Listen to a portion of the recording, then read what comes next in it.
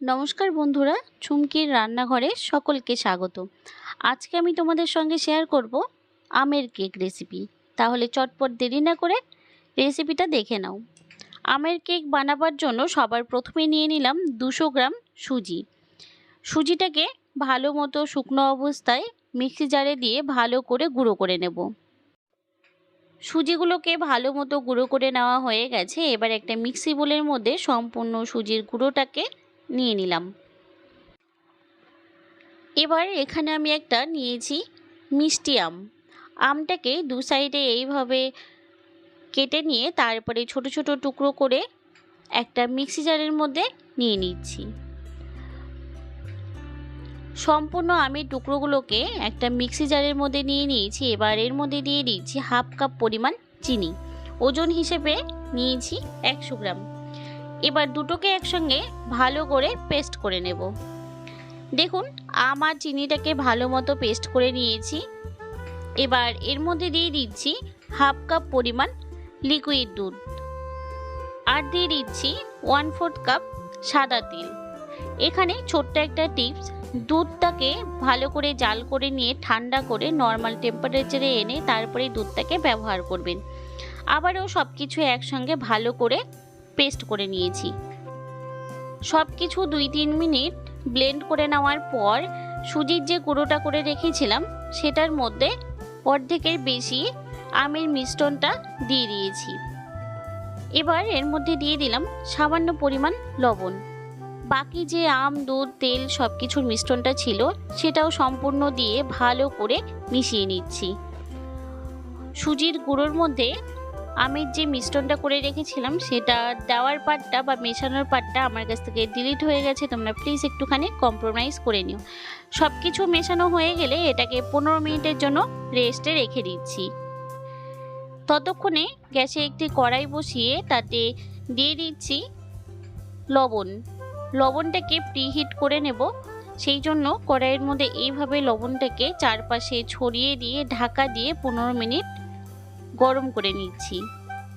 আমি এখানে কেকটা লবণ দিয়ে করে নিচ্ছি, আপনারা চাইলে কিন্তু বালি দিয়েও করে নিতে পারেন।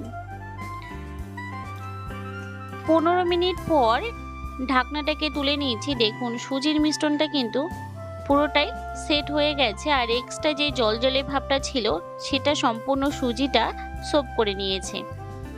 আবারও ভালো করে মিশিয়ে নিয়ে এবার এর মধ্যে দিয়ে দিচ্ছি 1 চা চামচ পরিমাণ বেকিং পাউডার।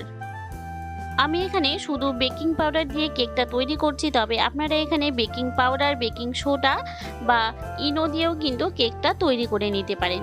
আবারও সব কিছু ভালো করে মিশিয়ে নেওয়া হয়ে গেলে এক সাইডে এটাকে রেখে দিচ্ছি। এবার এখানে আমি একটা কেক মোল্ড নিয়েছি আর এই মোল্ড মাপ করে একটা সাদা পেপার কেটে নিয়েছি। বাটার পেপারটা আমার কাছে শেষ হয়ে গেছিল বলে আমি এখানে একটা সাদা পেপার কেটে দিয়েছি। এবার সামান্য পরিমাণ সাদা তেল দিয়ে মোল্ডটাকে ভালো করে ব্রাশ করে নিচ্ছি। তেলটাকে ভালো মতো ব্রাশ করে নেওয়ার পর সাদা পেপারটাকে ভালো করে মোল্ডের মধ্যে সেট করে দিয়ে আবার ওপর থেকে তেলটাকে ভালো মতো ব্রাশ করে নিচ্ছি। দেখুন, ভালো মতো তেলটাকে ব্রাশ করে নেওয়া হয়ে গেছে। এবার সুজি আর আমের যে মিশ্রণটা ছিল সেই মিশ্রণটা সম্পূর্ণ মোল্ডের মধ্যে আমি ঢেলে দিচ্ছি।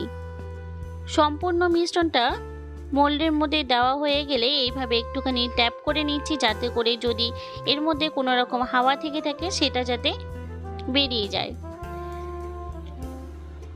প্রিহিট করে নেওয়া কড়াইয়ের মধ্যে একটা ছোট প্লেট বসিয়ে দিয়ে মোল্ডটাকে বসিয়ে দিয়ে ঢাকা দিয়ে লিডের যে ছোট ছিদ্রটা আছে সেটাকে একটা পেপার কাগজ দিয়ে বন্ধ করে দিচ্ছি। ছিদ্রটা বন্ধ করে দেওয়ার পর 10 মিনিট এটাকে বেক করে নেব। দেখুন, 10 মিনিট পর কেকটা কিন্তু অনেকটাই ফুলে উঠেছে আর ওপর থেকে আমি একটু পেস্তা আর আমন্ড বাদামের কুচি দিয়ে দিচ্ছি। এটা সম্পূর্ণ অপশনাল, ভালো লাগলে দেবেন, না হলে এটাকে স্কিপ করে যাবেন। এবার ঢাকা দিয়ে 30 থেকে 40 মিনিটের জন্য এটাকে বেক করে নেব। 40 মিনিট পর ঢাকনাটাকে তুলে নিচ্ছি। দেখুন, আমাদের কেক কিন্তু একদম রেডি হয়ে গেছে।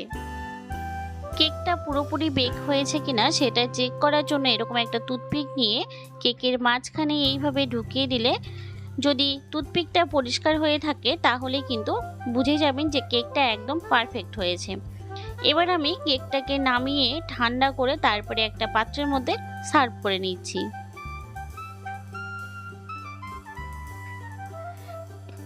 কেকটা সম্পূর্ণ ঠান্ডা হয়ে গেছে। এবার একটা ছুরি দিয়ে কেকের চারপাশে এইভাবে একটুখানি ঘুরিয়ে নিলে কেকটা সহজেই আনমোল্ড করা যাবে।